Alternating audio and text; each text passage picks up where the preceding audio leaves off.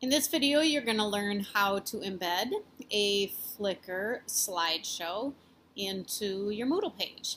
And so I am logged into my Flickr account, which is a photo sharing site that gives its users a terabyte, which is an awfully huge amount of space to store photos for free. So I have created one album so far. So if I'm in Flickr and I hover at the top over you, I can see my albums. And so in this case, I am going to embed an album on a Moodle page. So that is my one album from Cabin 2014. So I am going to click on that to open it. And what you will notice is that over on the right, there is this action or share button. If I click on that, you can get a link to the album. But all I really want in order for this to work is this number right here. It starts with a 7 and it's 2157. That's the set number. I'm going to come back to that in just a moment. So what I found was a site called Flickerit.com, and this site allows you to embed or get the embed code for a Flickr album. And you'll notice down here when you're selecting your photos, you can select them from a Flickr set. And so you need the album ID. So that's why I pointed that out when I was in Flickr, that the album ID is this number that starts with 72157. You can see it up here in the location bar as well. So I'm going to double click on that number because that's what I want to copy. That's my set number. So back at Flickerit, I can paste that in here. And in terms of the layout, you've probably never heard of responsive.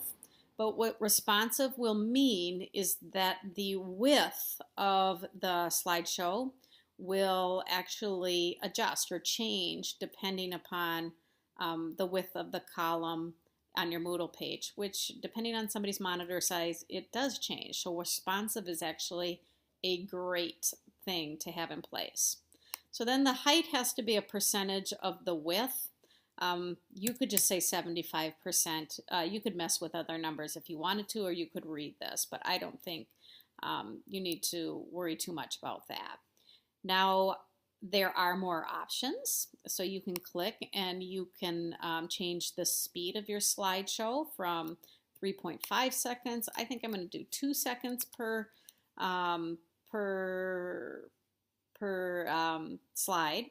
And there's a number of other things as well, but I'm just going to just have the basics here. So once you've put in your properties like this, you say generate the embed code. And that is the code that you need. And you can see that there's a preview here. And again, it looks big, but it's going to adjust to whatever size column I put it in. So I am going to copy my embed code. And for those of you who used Picasa albums in the past, it's very similar. And now I got my web page here, or my Moodle page. I'm going to put it in a block on the left-hand side. And those blocks where you can paste in embed code are called HTML blocks. So with editing turned on, I go add a block. I'm going to choose HTML. And then that HTML block is down here at the bottom. And if I click here, I can configure or change that block. I could put a title if I want. I don't have to. Before I paste the embed code, I have to get into the HTML. This little tool right here expands my toolbar so I see all of my tools. And then this little tool right here is to get into your HTML. So I do have to click that, and then I can paste in my embed code. I click Update, and I click Save Changes. And I'm going to go down to the bottom. And I have my embedded slideshow, and it looks good. Of course, this is a block that I can move, and to move it, if I wanted to get it closer to the top, I would hover over this icon right here, and I could pull it up one at a time, drag it up, and it'll continue to move up my page. And if I wanted to, I could drag it across on the right-hand side of my page as well.